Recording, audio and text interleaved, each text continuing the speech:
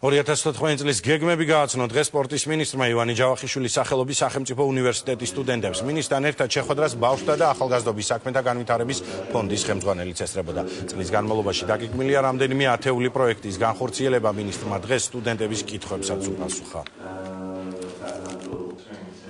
გახლავთ ერთადერთი ახალგაზრდული სამთავრობო ფონდი, რომელიც ახალგაზრდულ პროექტებზე გასცემს გრანტებს.